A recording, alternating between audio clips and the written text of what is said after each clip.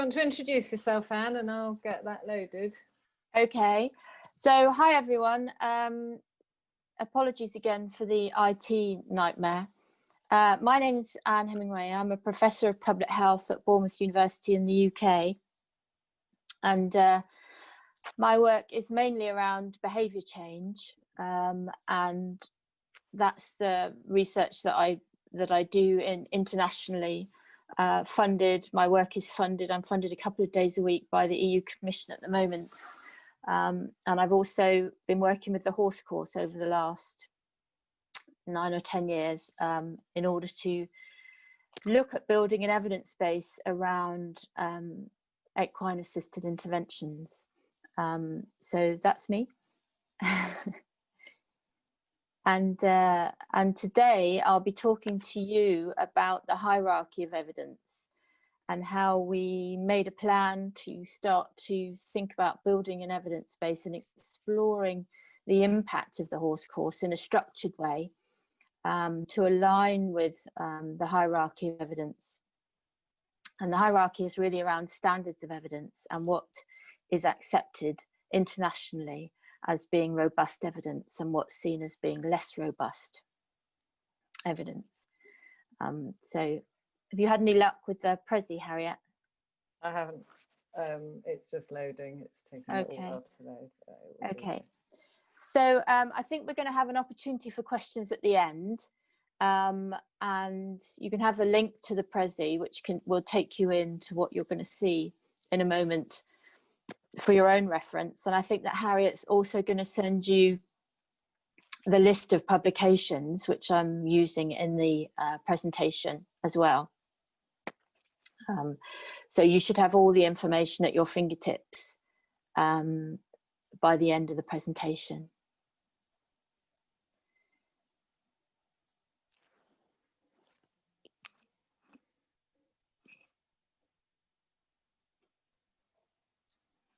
It's loading it up. Okay, great, thank you.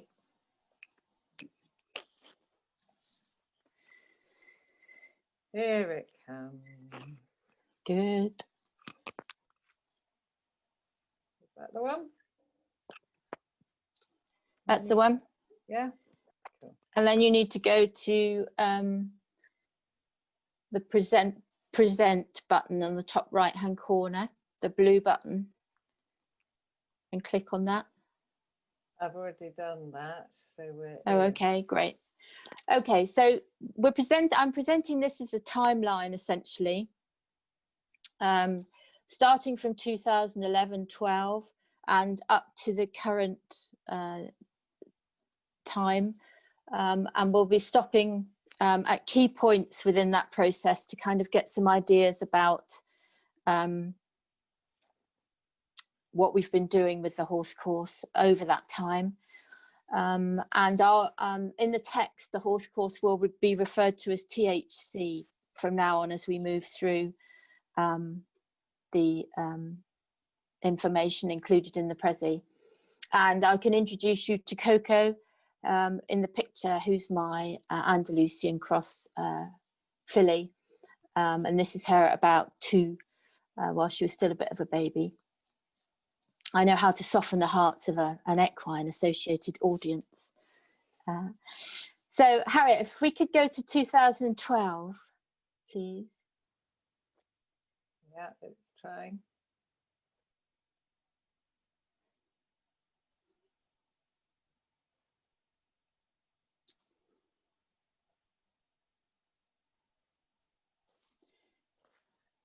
Okay, great. So here you'll see the hierarchy of evidence, which I wanted to introduce to you. Now, I'm not sure how familiar all of you are with the evidence base from equine-assisted interventions.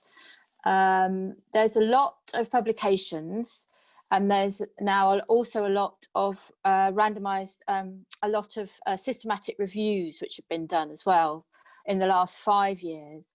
But there's not a lot of high quality evidence in the field yet. And this is quite normal for an emerging field. And And also remembering that systems are set up often in health and social care, particularly to evaluate drugs or talk-based interventions. So interventions which don't fit within those parameters also struggle at the moment to get evaluated in a meaningful way. So if you see the triangle in the middle, at the bottom is expert opinion, internal evaluation, and case studies. So this is a kind of information that's often published in books and in articles which are opinion pieces. So the type of information that people will write about their own intervention that they've designed or the one they're involved in providing. And it kind of is it's the beginning of trying to understand what's happening with a particular intervention. Then it moves up to qualitative studies, which are usually based on interviews and observation, and then on to before and after measures, commonly with non-validated tools. So that a validated tool academically means that it's been assessed as alongside a tool which measures something, and then the two tools are used together to measure something to see whether that new tool is actually measuring what it's supposed to measure and is easy to use, etc. Then it goes on to cohort case control studies, and those are done by independent researchers. In fact, all those three, the qualitative studies, before and after measures, and cohort case control studies, all should be independent if you're trying to build a body of knowledge, a scientific body of knowledge on an area.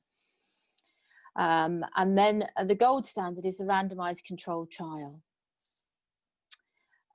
For those four stages at the bottom of the triangle, what you're doing is you're looking for correlations between the intervention and the outcomes that you're seeing or recording or capturing in whatever way.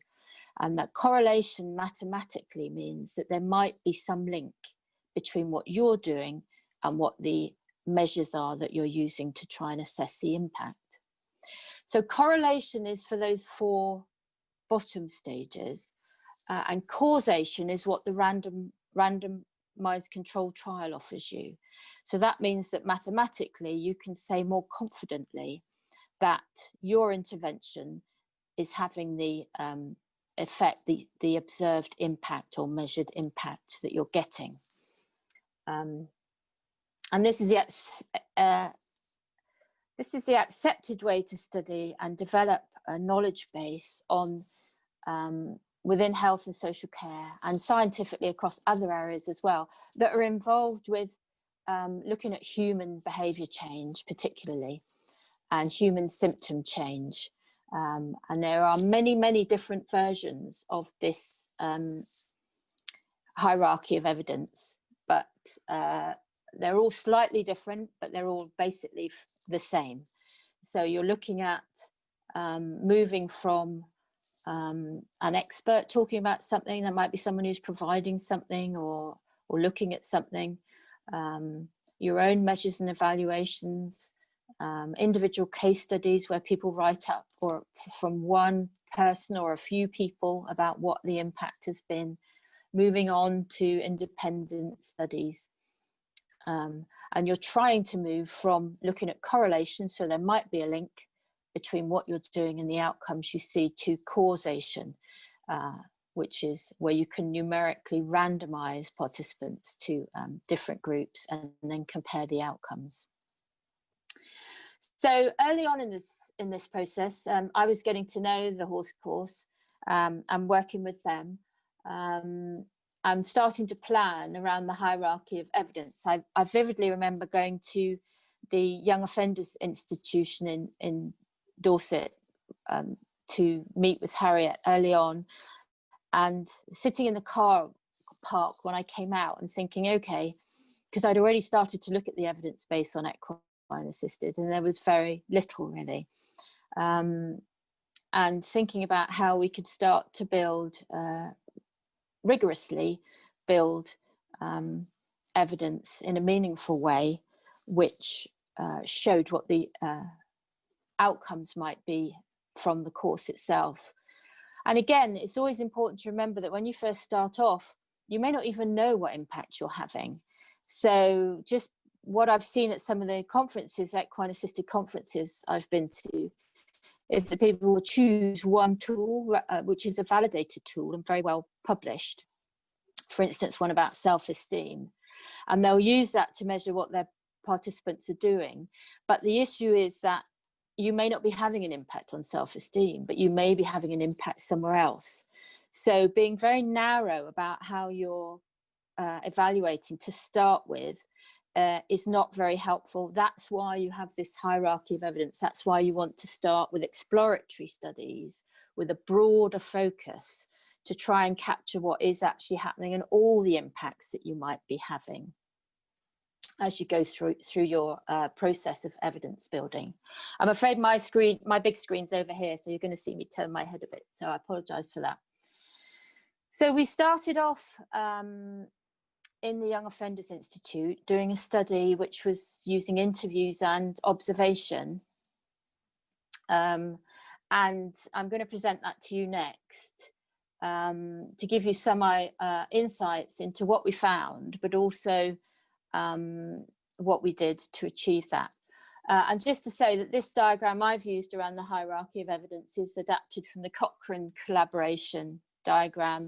The Cochrane collaboration is an international scientific collaboration that looks at building solid evidence base for practice, particularly in the human sciences and around healthcare, human behaviour and social care. I'm part of that collaboration. It's a scientific collaboration internationally which looks at building best evidence and doing systematic reviews and things called meta-analysis, where you reanalyze data to look at the state of the knowledge in a particular area. And I'm on their priorities for action and research group. Okay, great, Harriet. Could we go back to, if you hover on the right-hand side, you'll get a little arrow pointing upwards. If you could go and click on that arrow, it should take us back to the main screen. So now if we go along to 2015. Lovely, thank you.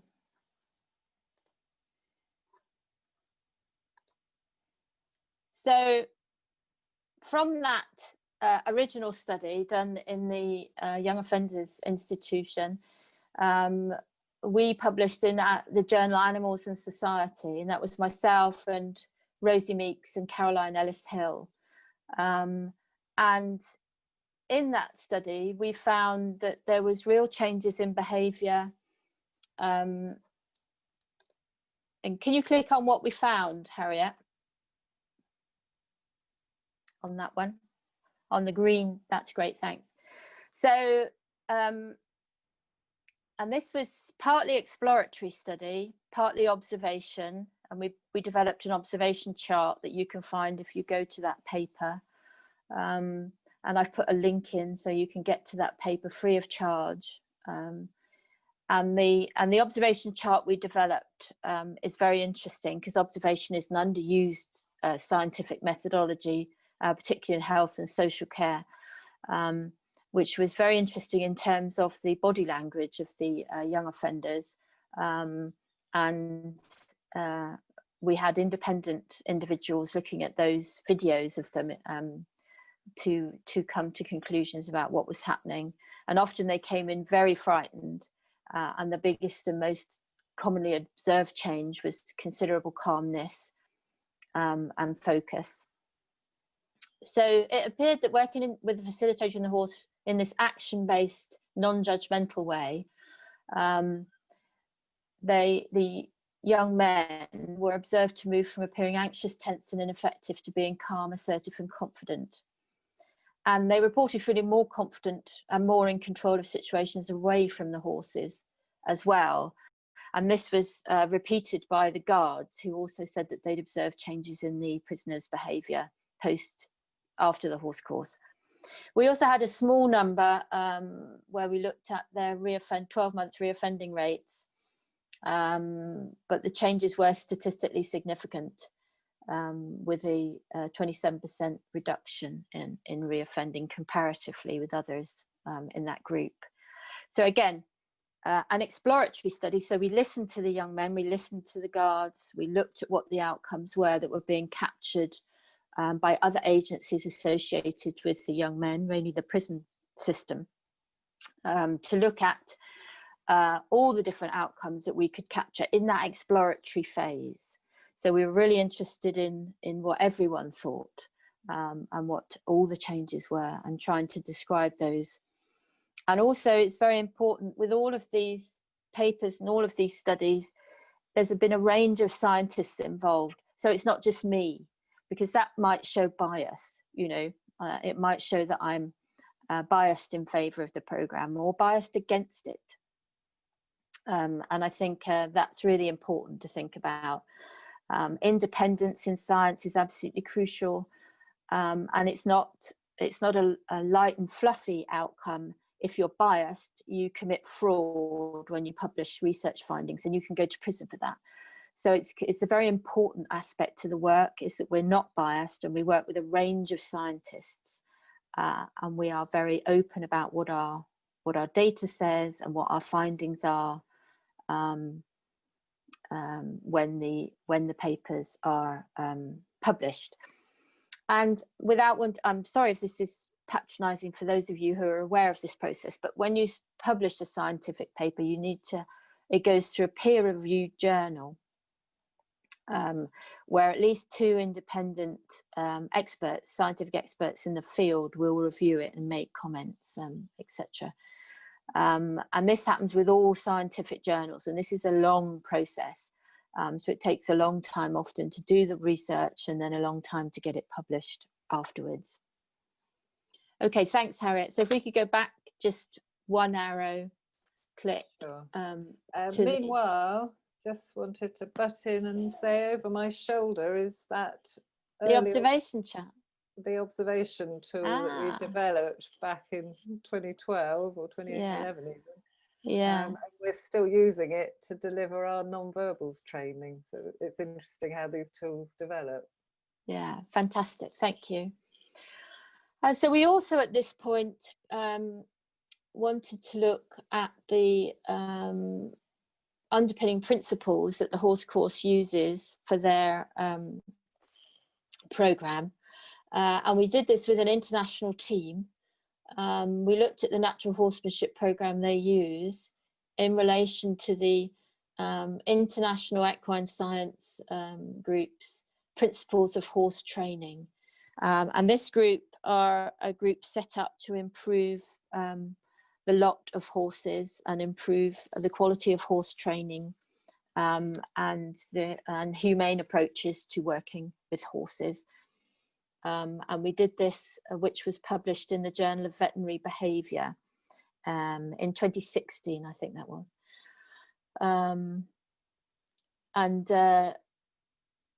Again, we looked at videos available of a natural horsemanship program and looked at how they fitted or didn't fit with the principles of humane horse training and development.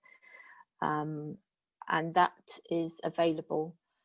I haven't got a link in there for that one, but I'll send you a link for that one, Harriet, so everyone can have it. It is freely available online anyway. If you search for it, it comes up, that paper. Because it's also important to think about the horses, obviously, within equine-assisted interventions. And over the time that I've been studying, there have been a couple more really important papers. Young and Crichton, I think, is one, which was looking at signs of stress in domestic horses. So along with that, whenever I go for ethics applications to do the studies, I always have to have bang up to date support in terms of what the most ethical way of doing things is for the horses as well. So that's a really important thing to say. And that part of the field has grown substantially since we started off in 2011 and 2012. And this, in terms of the hierarchy of evidence, obviously this study the one in Animals and Society, was a hierarchy of evidence stage around qualitative studies and interviews and observation. So again, really important to tie it into that hierarchy and see where we're heading with it. Okay, so is that the paper, Harriet? Oh, there we go. So if we go back to the main screen again.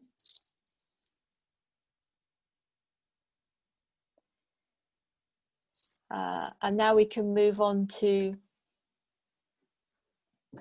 2019.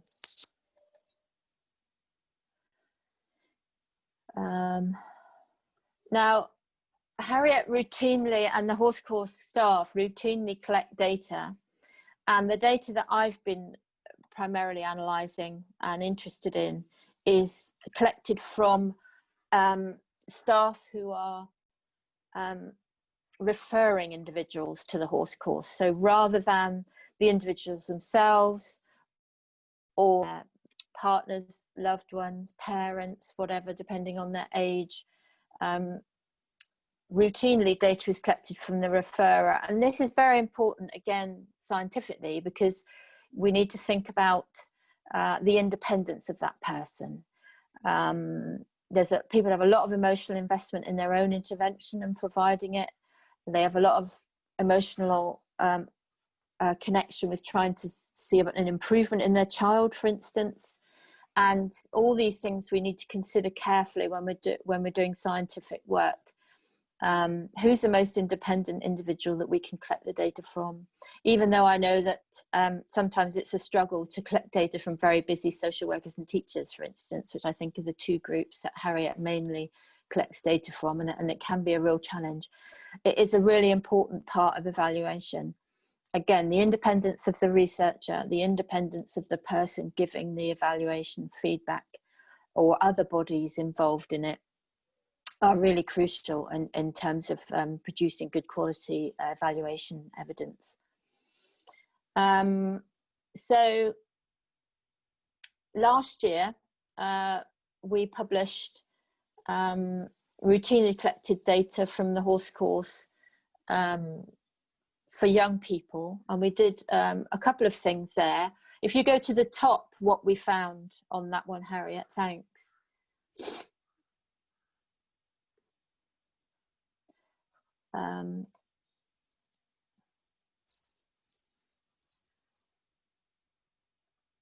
What have you got on there? Have you got a green bubble at the top on the right hand side?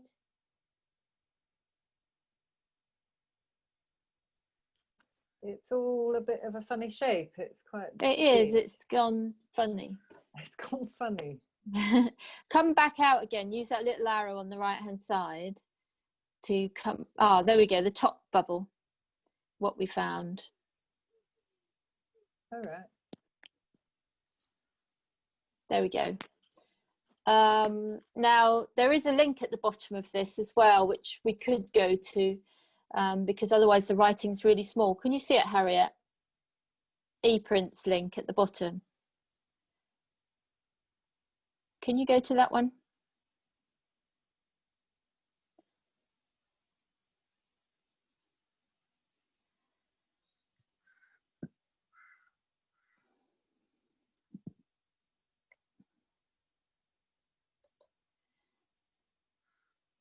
Great. So if you scroll down a bit, this shows you that a poster that we presented.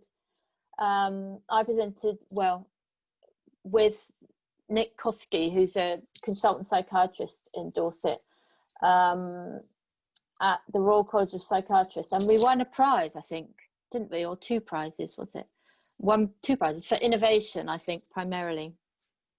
But if you scroll down a little bit, you can see the aims and hypothesis behind the horse course and behind the study. And this was about non-psychotic mental health problems with people who have little benefit from usual interventions. And again, in a way, I think with equine-assisted interventions, they're often working with groups who are not very well served at all by what's offered in standard health and social care. And this also almost makes you a victim of your own success, because it means that you're creating a need that wasn't there before, because these people just disappeared into becoming, getting ill and becoming homeless, or having different, more severe mental health issues, or all kinds of things. So, yeah, it's another complicating factor, definitely, which is worth thinking about when you're thinking about evaluating and presenting findings from equine-assisted. But you can see the number changes there in terms of the ones that improved, who are in green across these 8 dimensions. The ones that stayed the same are yellow or got worse. And that was done, we analysed it through a sign test, which showed the statistical significance and the low p-value as a result for 126 participants. And this was the data collected from the referrer to the horse course, as I talked about before. So there was engagement, calmness, assertiveness, focus, communication, planning, empathy, and responsibility. And these findings are very consistent. I've now looked at almost 400 of these before and after measures, and looked at the changes for the course, and they are very consistent. And what's very interesting is they're very consistent across a real range of problems, so a real range of issues. When I did an analysis last year of the referrals to the horse course, the largest proportion are for anger and violence. And that ranges from anger management issues right through to domestic violence, or other types of violence in the home and outside the home and in school, etc. And for a wide range of age ranges, from 8 to 80, I think. Or are you over 80 now, Harriet?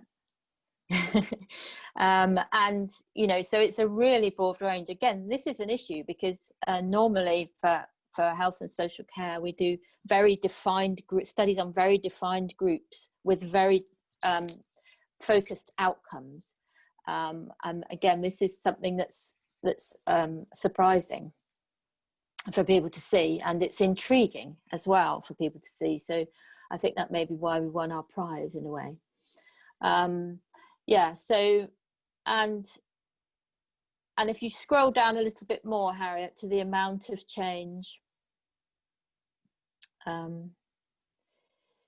you can see 2 months post the type of change that is being achieved in the majority of participants. Again,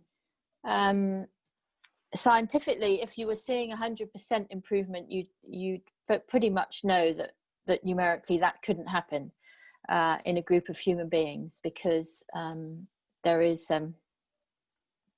bound to be a difference across the groups, with such a wide range coming in. But equally, any human group will show a lot of errors, and that's why when we do scientific research on humans, we try to use as big as numbers as possible to try and make sure that we're mathematically proving our outcomes as robustly as we can through using a large number of people.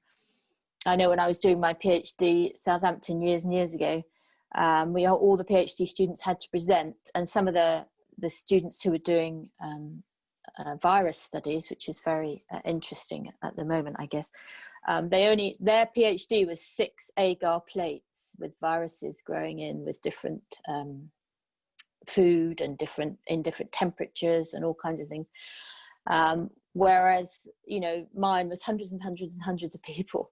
So again, there's so much variety in humans, and we can't treat them in the same way as viruses, and in order to exclude all the other variables that might be happening in their life at one point in time. So you are always bound to see a range of scores and a range of outcomes for a large group of people. Yeah, so I think, again, you can have a look at that. If you scroll down a bit further, Harriet, you've got little man at the bottom in green, bottom right hand corner. And that is the positive shifters were over 80%, and their average gain was plus 10.4 on a 0 to 32 point scale, essentially, which is the 8-point chart with 4 points on each measurement that the horse course uses. And I think all of that information is available on Harriet's website. So great, thanks, Harriet. Can we go back to the back, just one click on that little arrow and go down to the next green bubble for what we found, the middle one. So this was a study on a particular group of young people, 8 to 18, looking at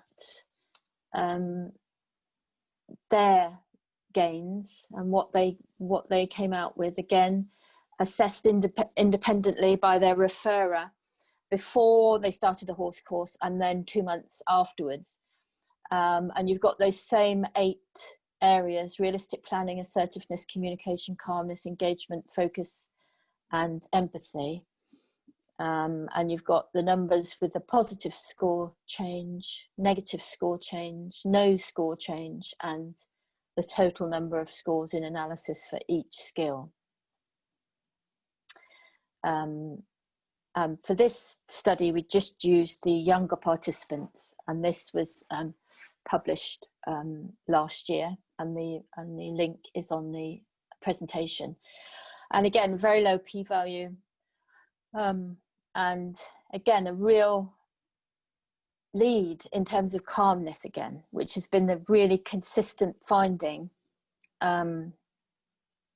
across all of the studies that we've done so far, right, in the Young Offenders Institute, and then afterwards now in the situation that the horse course is in now, where they're dealing with hopefully stopping people getting to that point, and dealing with them at an earlier stage in their problems before they're incarcerated.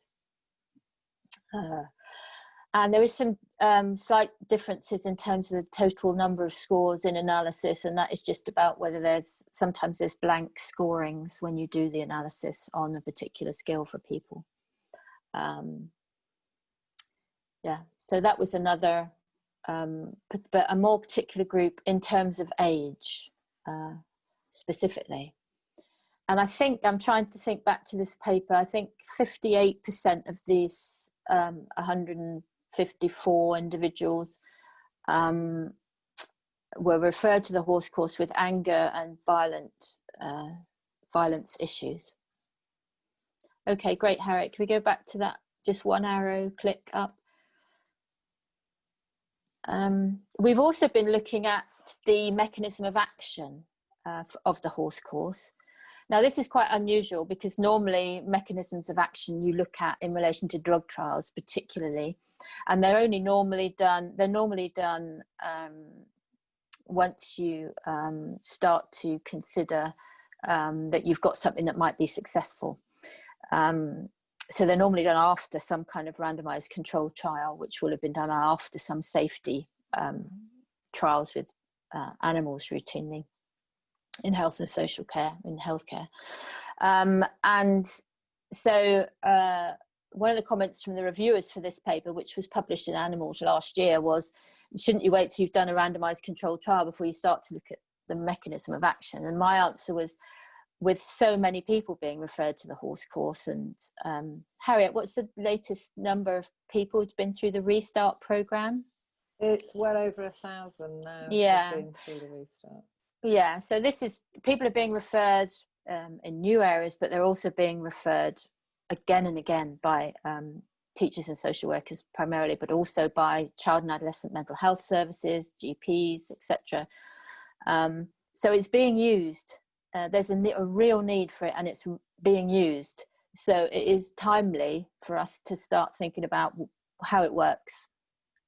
So this mechanism of action paper was with a new set of colleagues, mainly psychologists and people from learning disability background, because we wanted to try and understand what was happening physiologically while people were doing the horse course. So could you click on that bottom green button, Harriet?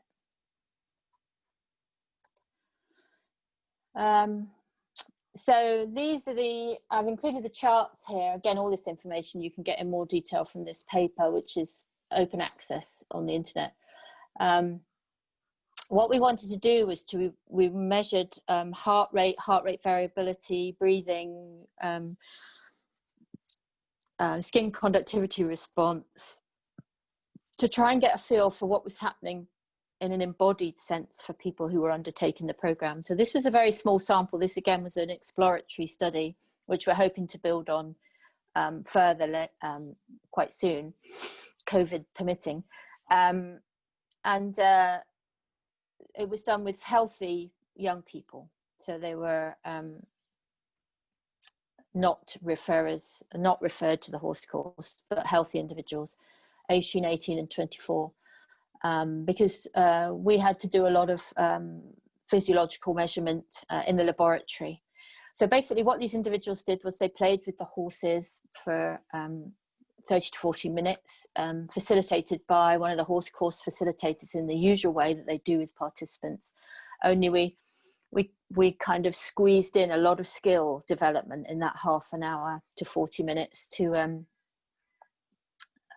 try and understand what was happening in a psychophys way with people. We videoed them, and then for some of them they watched the video and they had the recordings done in the laboratory, the psychophys recordings, and then we also interviewed them about what was happening, what they felt was happening at different points in the process as they watched themselves. And for others we videoed them, but we measured the psychophys measurements in real time because the technology had moved on and we had access to technology, which meant that people could play with the horses and wear technology to record these psychophys measurements in real time while they played with the horses. So what we considered because we were really hypothesis building in this as an exploratory study rather than a hypothesis testing, but we contended at the end that natural horsemanship may be operating at an embodied emotional level, that the learning could be embodied and emotion led to aid learning and behavior change. The young people responded emotionally to the presence and response of the horse, and as they are coached to success repeatedly, it could be that positive emotional landscape was rehearsed and reproduced from 100 to 200 times on average for an individual. And these positive embodied emotional responses then generalized to everyday life. So what people are doing is they're becoming emotionally aroused primarily when they ask the horse to do something. And then they're dealing with emotion, they're coached to deal with that emotional arousal to a positive outcome by the horse course facilitators. And they have a positive outcome, they have a positive response from the horse. And this enables them to learn, relearn how to respond to emotional arousal in a positive way rather than the negative habits they may have developed before. And it's based on Damasio's somatic marker hypothesis, which says that when we're a bit nervous or anxious about something, we learn very quickly, and then we learn through our bodies. It's not a cognitive process. And when we interview people, they weren't aware of when they were emotionally aroused. This was an embodied process that was happening during their interaction with the horses. So again, it's very early days. You can look at the paper in more detail yourselves, obviously. But it's a very interesting area of study, which we're hoping to expand on. And I'll talk a bit more about at the end of the presentation. Thanks, Harriet. One more click on the arrow. Yeah, so I think Harriet's going to put on the chat those references as well as the others for everyone. So if we move on to 2020 and what might be happening now. So we go back to our hierarchy of evidence. At the moment, we're preparing for publication a case control cohort study, which is a study which takes a cohort of people with a control group, in this case with 3 control groups, and we then look at how that how the outcomes change over time in a group where one member of the family was exposed to the horse course. Is that right, Harriet? Primarily it's one member in that cohort? In the DFM cohort? Yeah, in the DFM cohort. No, quite often it would be a parent and a child. Okay, so something I need to clarify for the paper with you before it goes in. You've got all that information. Yeah, I have, yeah. But yeah, so, and again, it's the reason I'm not familiar with it is because I purposefully stay independent, and I'm working with Kes Sullivan on this paper, who's doing the analysis with me. And the idea is that we are independent. We're looking at data which was collected by the local authority primarily. And it was collected on a range of areas, but the horse course impact was substantial on reducing domestic violence and reducing the number of children considered by social services to be a child in need. And if you click on that top case control cohort study findings button, Harriet, thank you. So although this is a convenient sample of participants, the numbers are large enough to see significant positive differences in two areas, domestic violence and child in need. In addition, is a really interesting finding as well, is that those families with a member who attended THC tended to have more extreme issues on referral, because we've got the pre-data, the data from before they attended the horse course. Which further highlights the impact of the intervention on a very vulnerable group of individuals and families over time. So this is like before the horse course and a year after the horse course. And it, THC has generally referred individuals and families when other options, such as talking therapies and educational opportunities, are not working or haven't been attended. So again, we're starting to add to the evidence of possibly not only does it work with people, it works with people with more extreme and multiple problems, which is kind of what some of our correlation-based evidence that we've seen to date has been suggesting. But this work with control groups and large numbers of participants underpins that more. So again, this is really useful information when we're designing our randomized control trial, which is like the next step, because it enables us to think about what we should be measuring specifically in that.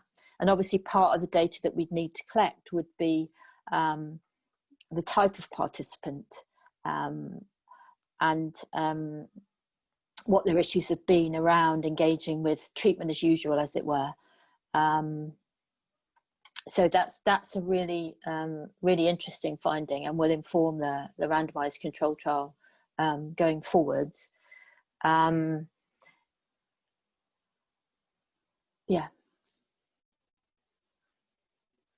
Okay, thanks. If we click on that arrow to go back again to the and this is the starred case control cohort study, which is the underneath the randomized control trial on your hierarchy of evidence. So that's kind of where we are at the moment. We're just in the process of writing that paper up for publication shortly. We're also preparing an impact case study for our research excellence framework at the university, and we're looking at the horse course going in potentially as one of those impact case studies, because they're working with such vulnerable people and now such a large number of vulnerable people. And that's very interesting for other people to see in this area of equine-assisted in the UK and internationally, where there's a lot of interest in this particular area. We're planning more work on the mechanism of action, which is really exciting. And I'm working with some psychologists, and we're going to do electroencephalography, but mobile, so EEG in a backpack, essentially, which has only recently been available technology-wise. So people can have brain activity measured and recorded while they're playing with the horses to see which parts of the brain are activating. There has been one study, I think, published so far in fMRI, functional MRI machine, looking at brain activity while people watch themselves on video. Yeah, so again, that's really interesting work that we're planning to do in the next couple of months, I hope, to start to understand a bit more. We're also planning to look at the horse's EEG as well at the same time. So look at what's happening in the horse's brain and what's happening in the human brain while they're playing together, as that is now also available for the horses in a non-invasive way. Until very recently, you know, horses had to be sedated, etc., to have EEGs performed on their brains, but not anymore. We can fit electrodes in a very comfortable way for the horse and capture that information. We can also capture other physiological information from horses quite easily now, because the sensors have improved so dramatically. And I'm working with the sensor scientists and neuropsychologists on this new study to look at those two areas in more detail. We have a study we're just embarking on with the police and victims of county line drug gangs to see, with a really small cohort, to follow them through and see what the impact of attending the horse course was on them. Again, an extremely vulnerable group with very complex needs that the horse course are working with. And I've been approached by the police to do an evaluation of that, which we'll be doing over the next 6 months, I guess, or a year. And then going on to planning the randomized controlled trial. So looking at what we do in terms of how we design that, as I said, looking at the outcomes from the studies to date and how that helps us to design that study. THC is a bit a victim of its own success, because if you want to, most randomized controlled trials would allocate individuals to treatment as usual, or your new intervention that you want to test, and maybe nothing at all. Ethically, nothing at all is quite difficult for the group, for the individuals that the horse course gets referred. So you'd mainly be looking at randomly allocating to treatment as usual or the horse course.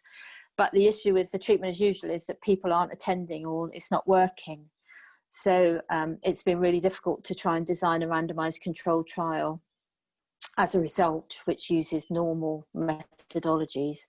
So we're looking at possibly using a waiting list control. So we have people who wait for possibly 6 to 8 weeks, but this is all up for discussion still at the moment as we move forward with our plans for doing that. And this, again, remember, the randomized control trial is about causation. So you're saying we do X and we get Y. So they do the horse course and they have these outcomes, rather than correlation and looking at how there might be a link between different things. You want to click on the questions button, Harriet?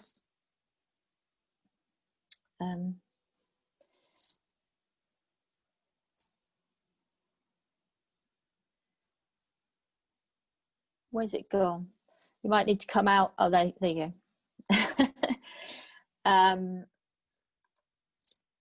So to sneak a picture of Coco in there as a baby, because again, I'm trying to soften my audience up before they ask me difficult questions.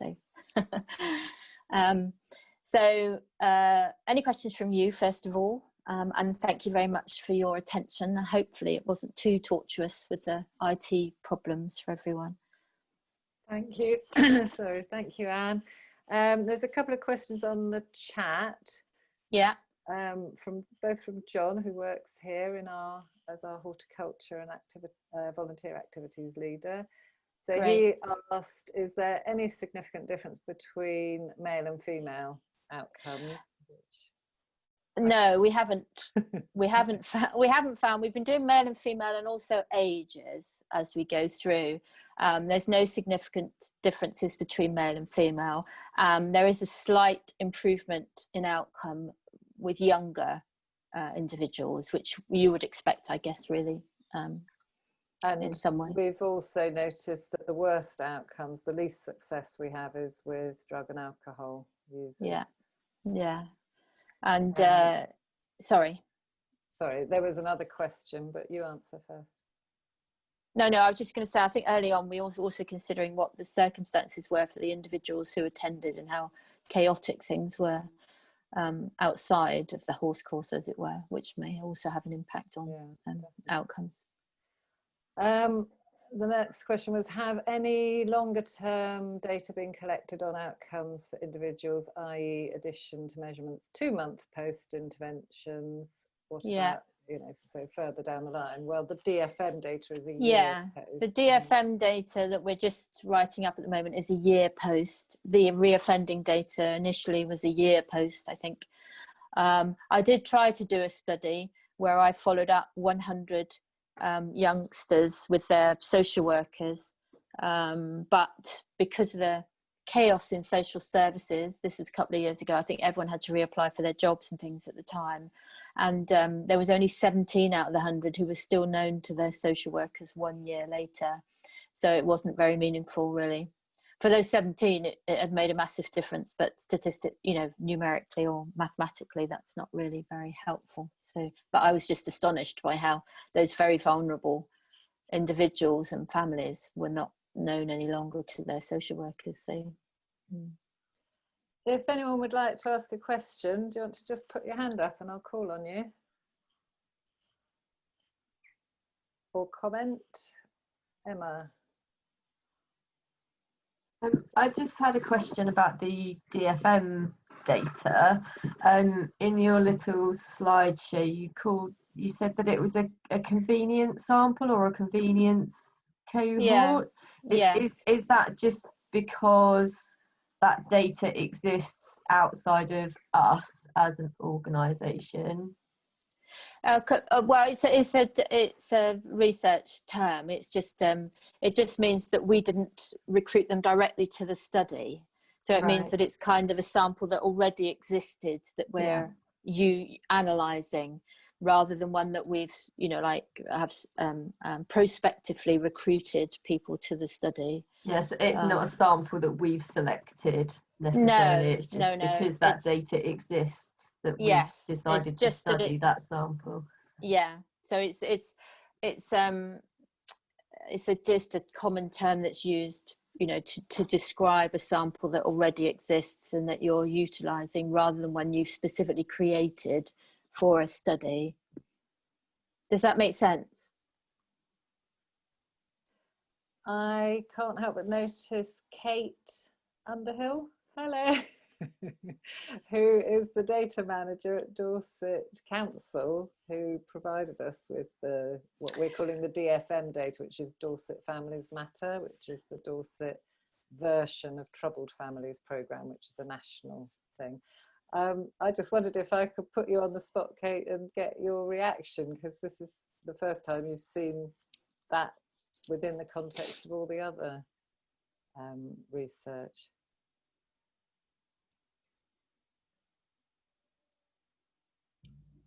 Yeah, hi everyone.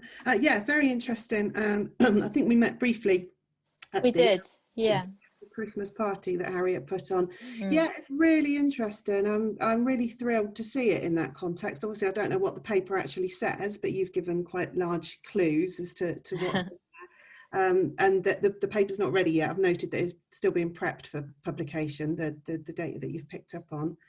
Just to pick on something you said about tracking the data, we continuously track it, so we'll we can then go back and look in another year's time at that same people, because it's an ongoing thing. We track those outcomes for payment by results, so we have to know what's happening with those families and where they are in terms of the triggers that they have to get onto our program. And obviously the domestic violence and the child in need are two of our main criteria.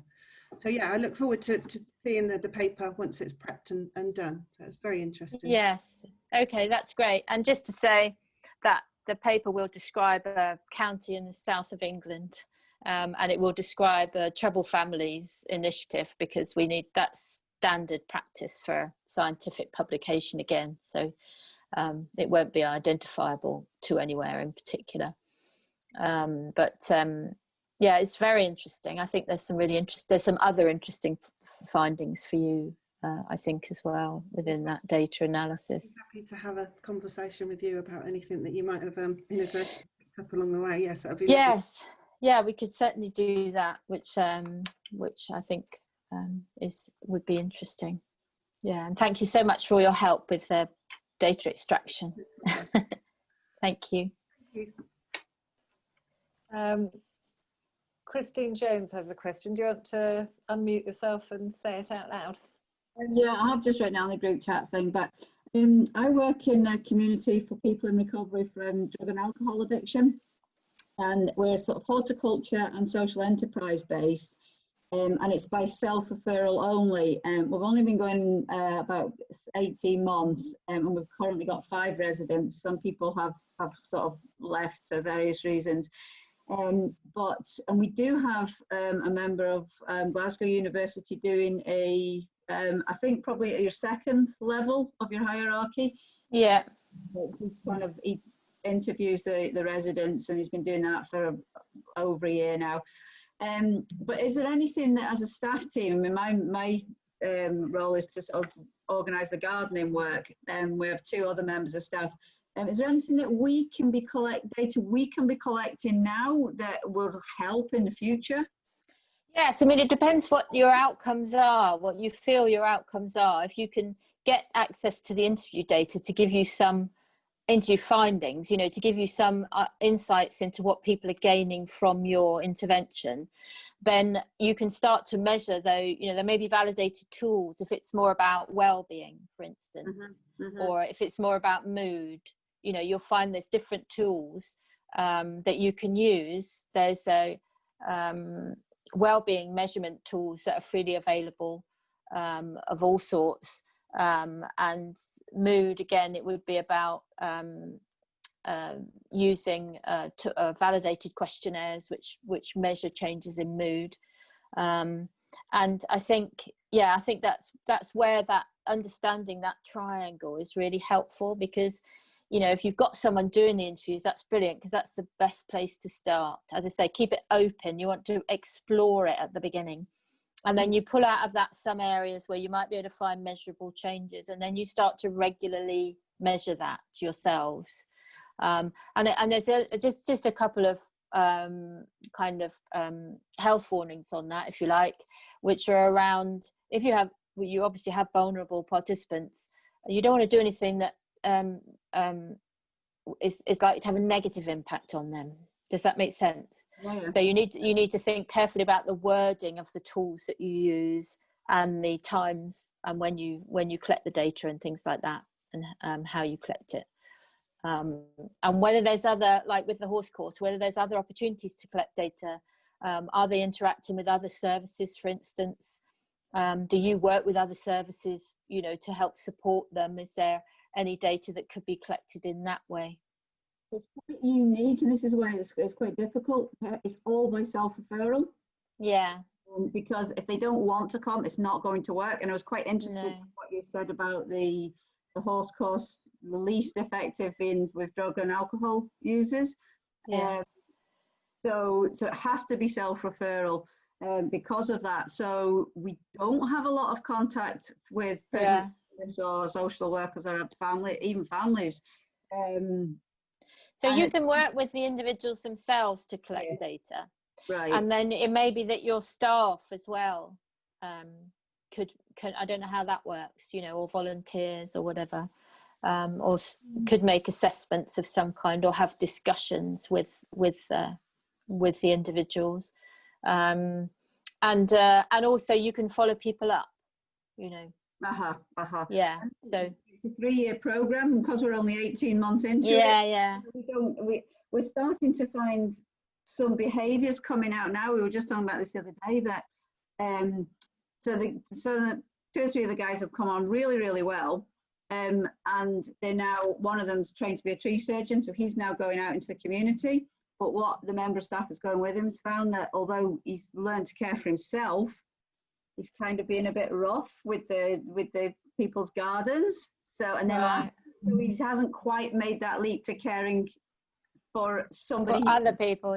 Yeah, and we're seeing this, you know, so we're kind of learning all the time. It's just really hard to know what to measure at the beginning so that we know. Yeah. It is really hard, which I think is why those interviews are probably, and your staff's observations, right, are really worth capturing. And the more you can do that for the staff observations, the more that can be done in a bit of a structured way. Yeah. So as you could show it to someone else and say, I don't know, we have these reflective discussions every month or something, and we, you know, and then we talk about them together, or, you know, however you want to do it. Yeah. So as you start to look at it in a structured way that other people can, the key is that other people can understand it. Right. You know, so it makes sense to other people, and that you're trying to look at for themes that are emerging, you know, fairly consistently, or things which, you know, you might be looking for, that you might see. And again, that and if you can, and it is difficult, because it's all, you know, when you get to the higher levels, as it were, in the hierarchy, inevitably it's all about numbers, because these hierarchies are designed specifically for drug trials and talking therapies. You tend to have more of a throughput of people, so it is much harder, I think, if you've got smaller, but you can still do it, if that makes sense. You can still do it, you still use the same principles. Yeah. Can I join in just? Yeah, sure. Because as I'm hearing your pain, Christine, yeah. As the founder of the horse course, I was in exactly the same situation 10 years ago, where you're kind of going, oh, what am I achieving? What should I be achieving? What language should I use? Where do I fit? You know, should I adopt psychological measures? Should I adopt social care measures? Should I talk like a drug and alcohol counsellor? Should we use their language? And my only advice to you would be to just keep talking to everyone, and read widely, look at other people's studies with your cohort, you know, look at other people's studies with your approach. So, you know, horticultural communities, there'll be other studies around that. And just try and trust yourself to synthesize all of that together. And in those reflective sessions that Anne was talking about with staff or with other volunteers, and with the people in the community with you, have really open and honest discussions. And I would, if they will allow you, video record those so that you can reflect on them later. Okay. That's what for the first 2 years I was in prison, I videoed every single person that came through. We had long really rangy conversations that felt a bit maybe pointless at the time, and I would be reflecting in them, like, I think this is happening, do you think that's happening? Like, because what they say is happening may not be completely what I was seeing happening. And like you say, you've now noticed, well, there are skills that you have given this guy or helped him to develop, but there are skills he still needs. Yeah. That you can then, so it's that action learning that you can develop your program as you discover what is and isn't complete for that person. And then you can start to develop, you know, if you're brave, you'll develop your own tool, or if you find that there isn't a tool out there that captures what you're doing. And that's what we ended up doing. If you look at our website, on the evidence page, there's, I think, or on the methodology page, there's a star that we created with the 8 skills that we now regularly measure. Right. That came out of those reflective discussions of, well, I really think we're teaching you something about calmness, you know, and ended up using our own language, you know, rather than saying, oh, well, people report that there's a reduction in anxiety. I was like, well, I can't teach a reduction in anxiety. What I'm teaching is the skill of calmness. Right. So really, I encourage you to trust yourself and your own gut when it comes to kind of developing your own language and your own understanding of what the hell is going on and what needs to go on. Right, okay. And I am slightly jealous of you starting that journey again, because it was a really beautiful. It is a fantastic place to work. There's only 3 of us, and we've all got slightly different roles. The other 2 are both in recovery themselves, in long-term recovery, so they know when the guys are just talking rubbish or, you know, just at it, as the phrase is. So there's very robust and open discussions go on all the time, which is really refreshing. But it's trying to get those discussions that happen all the time with the residents, with the staff, trying to get them into something that is a bit more sort of measurable, so that just keep trying. Just keep trying. I was constantly scribbling, coming up with lists and charts and stars, and I would show Anne and say, I think like this is kind of what we're doing. And we ended up with this star, which is called a Horse Course Skills Star, and that has lasted the 10 years because it reflects both the needs of our cohort, despite the fact it's so wide-ranging. It reflects the process that we do, which is to teach skills, and it reflects the immediate outcomes that we can then record. And then from that, if you can capture that in one essential piece of paper, then scientists like Anne can come along and go, well, those skills you're teaching will then lead to intermediate outcomes like better relationships, drop in substance misuse, blah, blah, blah, in real life. But all you can do is in your little microcosm, try and figure out what it is you're doing, what changes you're creating with those people, and what the immediate impact is. Brilliant, thank you very much. Thank you, and thank you, Anne. So, and also just to mention that internationally, the horticultural work can be referred to as care farming. Yeah. So when you're looking at if you're looking at, you know, what's been published and what people are doing, remember to think quite broadly in your terms. And yeah. And I even think that some of the kind of the Japanese stuff on forest bathing and things like that, it's immersion in green therapies. So, okay, thank you. Thank you. On that, Social Farms and Gardens is an umbrella organisation that's well worth joining, and they kind of pull together evidence base and lobby government to support us all. We're registered. That's how I found this. Well. Oh, cool. So I was actually on the Gardenizer course, the first cohort of that.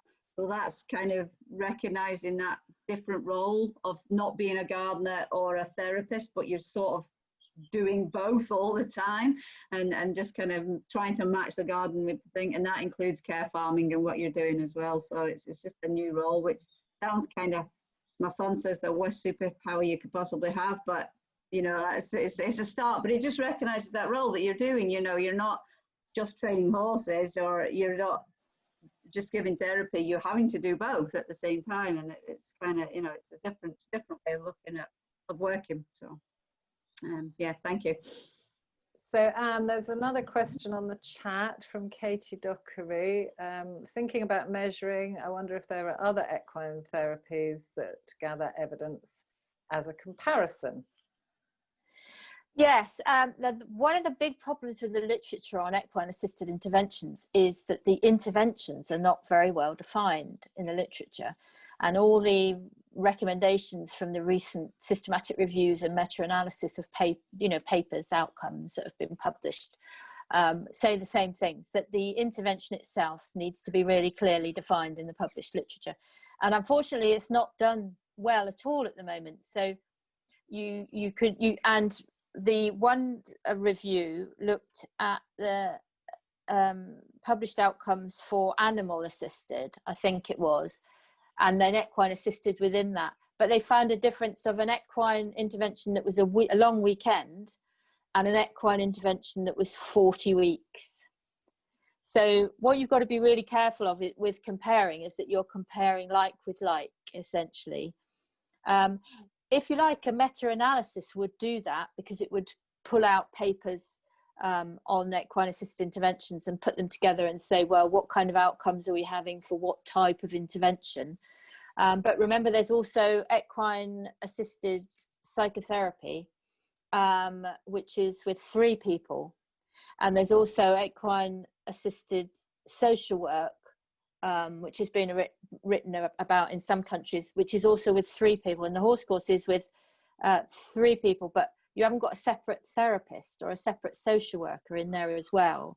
You've got the equine, the facilitator, the horse course facilitator, who is a very experienced and well qualified horse person, horseman, horsewoman, and so if you've got a psychotherapist and you're not comparing like with like, is what I'm saying. So it is actually a real issue at the moment, because there's such a diversity of interventions just within equine assisted, and when you go out to animal assisted, it becomes even more complex. Yes, it would be really great, but even in the ones that say they use natural horsemanship, often it doesn't say what they do exactly in the published literature with the horses, whether it's riding or on the ground or horse care. And again, there's a whole range of, there's a gala, isn't there, which is more about horse care. No, is it about riding? It's not about horse care. No, Igala is an equine-assisted model, and it uses the 3-person approach. So right. You have a horse person, you have either psychology or social work, a human-to-human professional of some sort. Yeah, and then the participant. Or okay. Yeah. So it's a really complex picture to work within, and again, not all the papers show that there is positive advantages from using it in all the areas either, along with methodological limitations. And any other questions? Can we have a hand raised if you've got a question? Yes, Nicholas Bolas. Can you unmute yourself? I can. Great. I think I've done so. Yeah, yeah. I just put a question up on the chat.